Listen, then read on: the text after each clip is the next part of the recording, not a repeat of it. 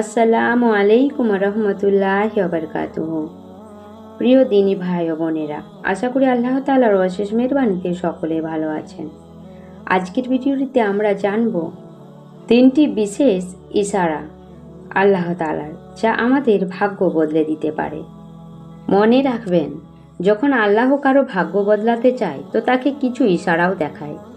কখনো কখনো আপনি একটা অজানা কৈফিয়তের শিকার হয়ে যান, বুঝতে পারেন না যে আপনি কোন জিনিসে অসন্তুষ্ট, আপনার জীবনের পরিস্থিতিতে অথবা তার ভাগ্যর উপরে।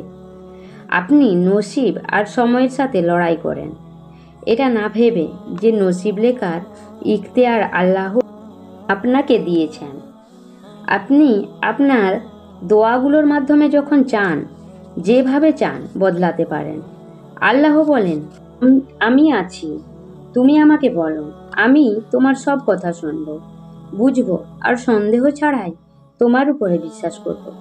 তবুও আপনি কেন ভয় পান? আপনার ভাগ্যর ফয়সালাতে আপনি কি জানেন না আপনার রব গফুরুর রহিম? জীবনের প্রতিটা ক্ষেত্রে পরিবর্তন আসতেই থাকে।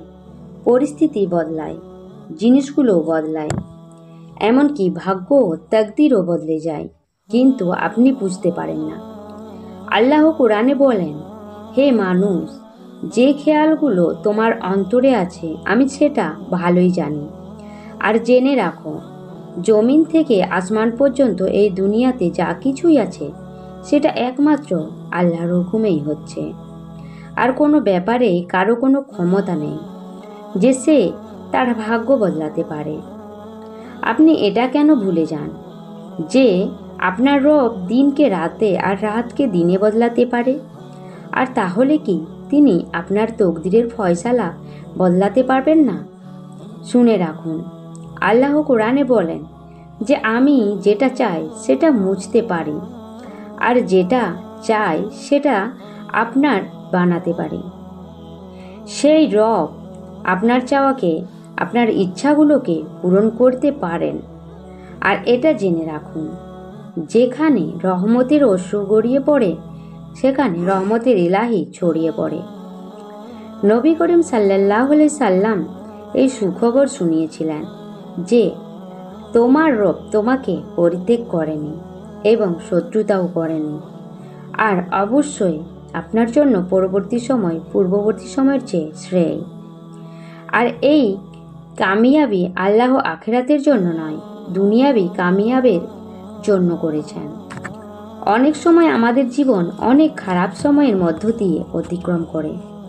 এজন্য নয় যে আমাদের ভাগ্যই এমন লেখা আছে, বরং এজন্য যে সে একটা রাস্তা হয় ভালো পরিস্থিতির দিকে যাওয়ার। জীবনের প্রতিটা পরীক্ষা আমরা কষ্টের মাধ্যমে পার করতে পারি না। পরীক্ষার সফলতার জন্য ভাগ্যর ছাড়া আর কোনো জিনিস দরকার হয় না। এমনও নয় যে লেখা তকদির বদলাতে পারে না, আর এমনও নয় যেটা কেড়ে নেওয়া হয়েছে এখন সেটা ফিরে পাওয়া যেতে পারে না। মনে রাখুন, আল্লাহ মহান, তিনি সব কিছু মুছে নতুন তকদির লিখতে সক্ষম। আল্লাহ যেখান থেকে চান, যখন খুশি যে কোনো কাহিনীর মোড় বদলাতে পারেন, আর যেভাবে চান ফল বদলাতে পারেন। আল্লাহ বলেন, তিনি খোদা, তিনি তোমার ভাগ্য তৈরি করেন আর বিগড়েও দেন। তারপর বান্দাকে তার কাছে দোয়া আর তাওয়াক্কুল করা উচিত। আর মনে রাখা উচিত, আপনার ভাগ্য আপনার জীবন বানায় না, বরং আপনার তাওয়াক্কুল আপনার জীবন বদলায়। আপনি যখন আল্লাহর সামনে দোয়ার জন্য হাত তোলেন, তখন আল্লাহ আপনার ভাগ্য আপনার চাওয়ার মোতাবেক বদলে দেন।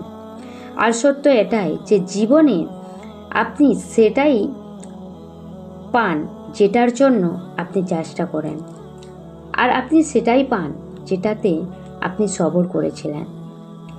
আর যে দুঃখ আপনি অনুভব করেন সেটা ইশারা, সেটাকে মনোযোগ দিয়ে শুনুন।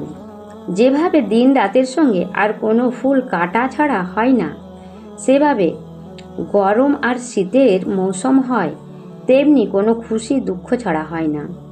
সফলতায় চাওয়া সবসময় কঠিন হয়, মনে রাখবেন, জীবন পড়ে গিয়ে উঠে দাঁড়ানোর নাম। ভাগ্য তখনই বদলায় যখন মানুষ পড়ে গিয়ে উঠে দাঁড়ায়। তাহলে আপনি নিজেকে দুর্বল না করে আপনার ভাগ্যর কাজ করতে থাকুন, আর বাকিটা আল্লাহর উপরে ছেড়ে দিন। এক হাদিসে আছে, নবী করিম সাল্লাল্লাহু আলাইহি সাল্লাম বলেছেন, তোমাদের মতো কেউ ততক্ষণ মমিন হবে না যতক্ষণ না সে তকদিরে বিশ্বাস করবে, তার ভালো খারাপ এমনকি এটা বিশ্বাস না করে যে যে বিপদ এসেছে তা তারই হুকুমে, আর যে বিপদ আসবে সেটাও তারই হুকুমে।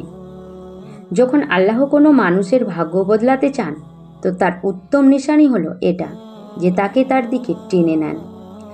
বিশেষ করে যখন আপনি দোয়া চান, এটা মনে রাখবেন যে দোয়াতে এতটাই শক্তি থাকে যা আরশকেও কাঁপাতে পারে। আর যখন ফয়সালা খুনে দাখিল হয়, তখন তাকদির আর ভাগ্যকে বদলে দেয়। তাহলে তার জন্য কি ভাগ্যকে বদলানো কঠিন?